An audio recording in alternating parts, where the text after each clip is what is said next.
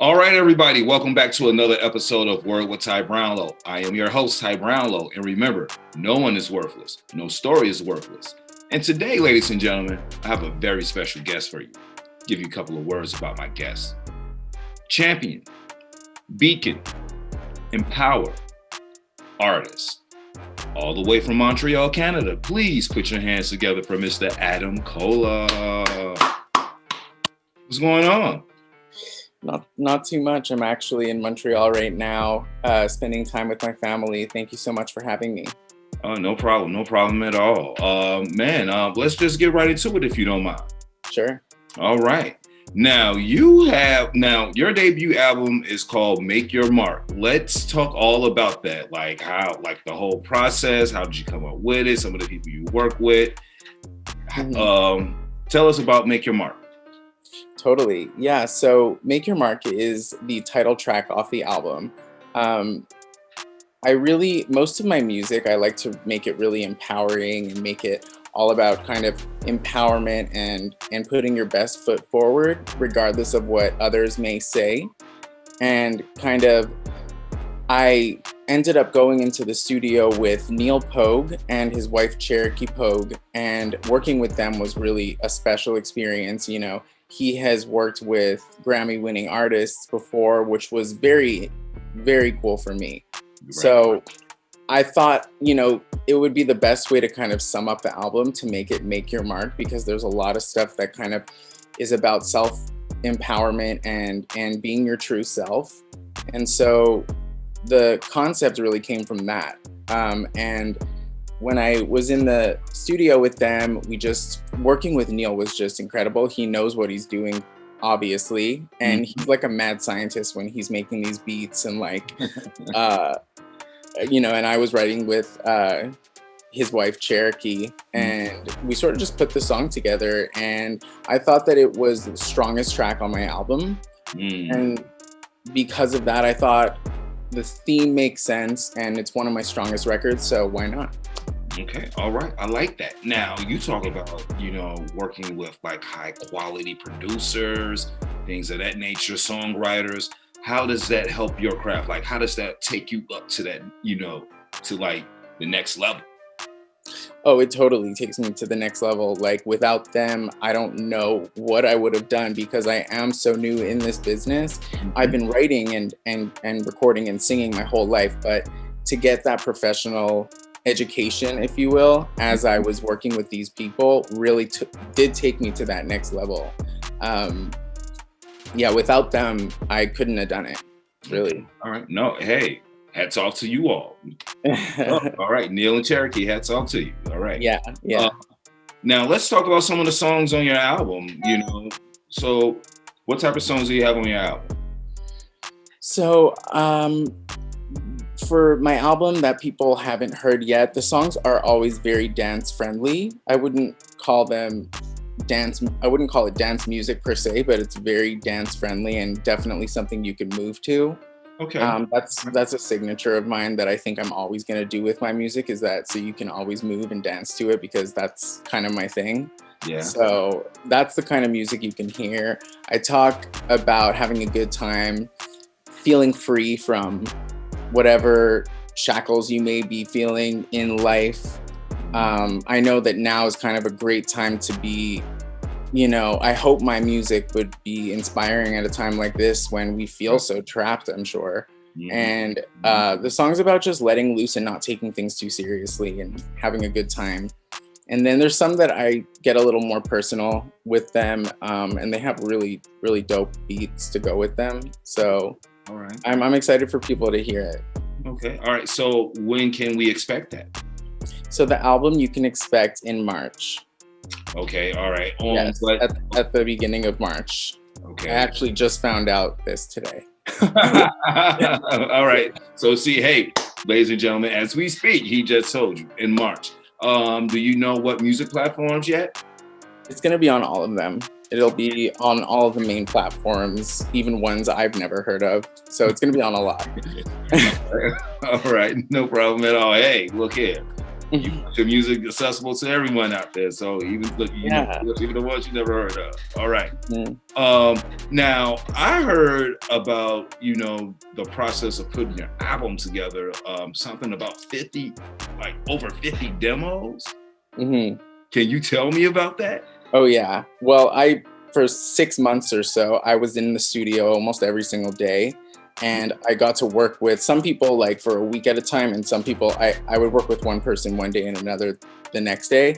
But I generally am a pretty quick worker, and it was very organic. We got the music, we got the lyrics, and I laid down the vocals. And yeah, each day I got around 1 or 2 songs done.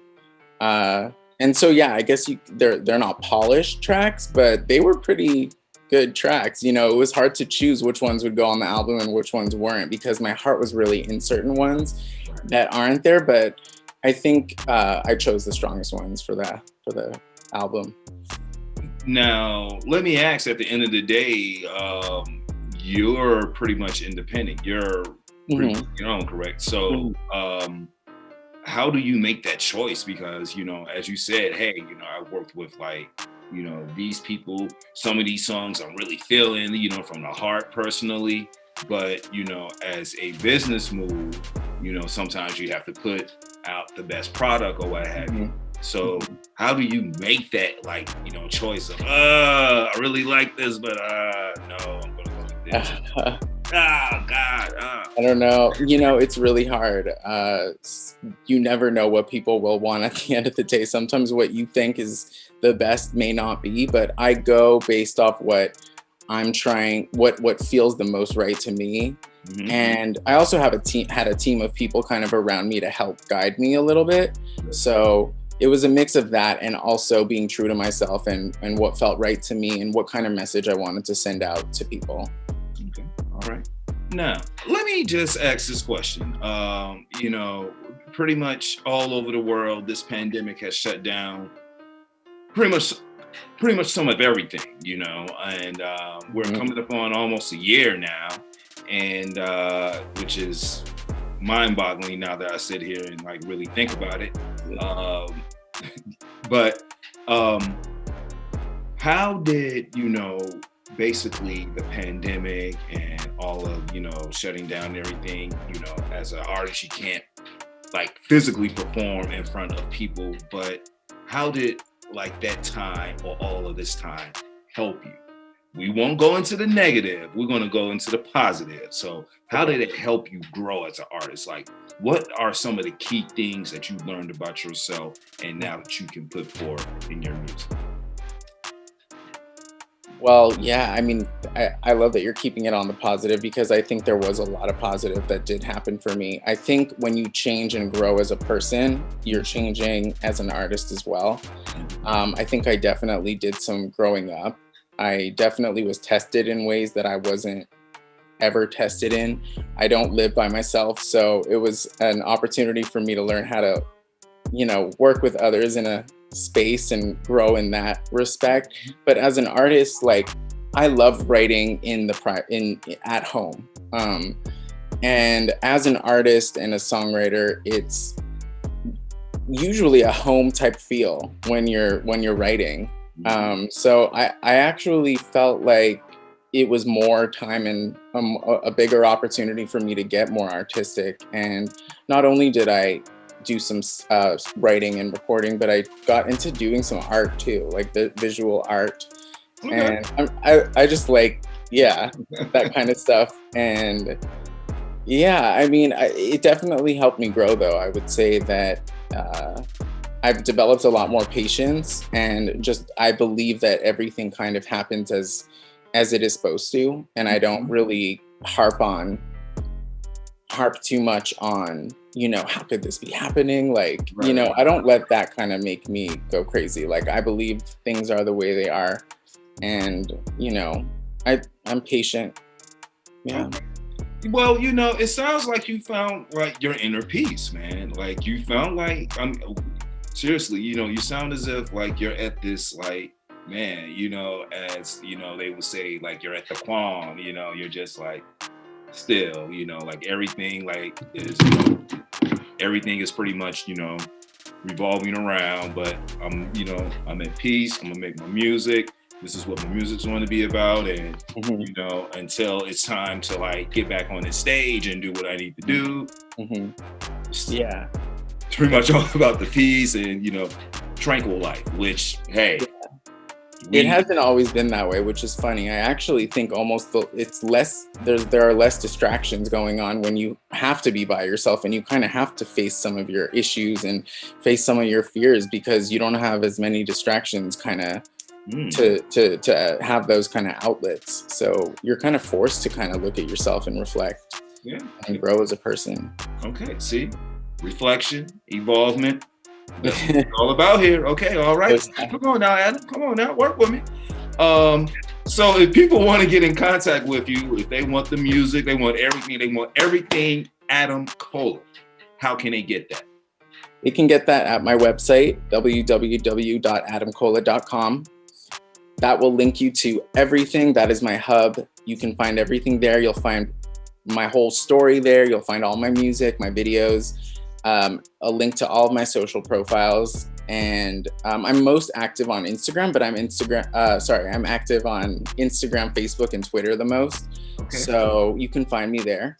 Okay. But definitely go to my website, adamcola.com. I constantly update it, and it's the best place to find everything. As a creative, I will agree with this message that he just told you. Hey, go to the websites. Best bet. Look, forget all that other stuff. Yeah, that's cool. Go to this website. You can get everything. Got you. Right. I got you. All right. Adam Cola. Man, this brings us to our last question, the question that my show is known for. I've had a very great time, sitting here talking to you, but I have to ask this question. What is the one word that best describes you and why? The word that best describes me today, I would say would be disciplined. I think that this has not always been the case for me, but I'm actually really happy to say that would be the best word to describe me right now. I had to kind of give up a lot in my life in order to stay so focused. And I think that what comes with focus and kind of success on your path, you really need to be disciplined and you have to be your own boss. So I think I'm kind of there right now, motivating myself and working, doing it. I like that. Yeah, I like that. You have to be your own boss, but you have to be disciplined at the same time. Right. When things go awry, there is no one to yell at but yourself. So right. I like that. Okay, all right. Any last words? Any shout outs? Anybody you want to say what's up to? Like, you have the floor, sir. Oh, sure. Well, I actually have a show coming up on the 14th. I'm doing my first ever virtual concert. So it's called Don't Block Your Blessings. I'm really excited about it. It has a positive message. So I'll be talking about it on my social media, and it's on Valentine's Day. So I'm excited about that. Okay. And just a shout out to my family and my best friends. They keep me moving, and to everyone listening to my music, I really appreciate it and can't wait to have you hear more. All right. Yeah. There it is, ladies and gentlemen. All right, man. Look, I sincerely thank you for coming on, man, spreading your message of empowerment, man, just being very transparent with us, your story, and this has been Word with Ty Brownlow. I've been your host, Ty Brownlow. You can follow me on all social media platforms, YouTube, Facebook, Instagram, and Twitter as well. Or you can go to my website, tybrownlow.com. Get this wonderful interview, plus great interviews as well. Mr. Adam Cola, I thank you, sir. Thank you. Peace.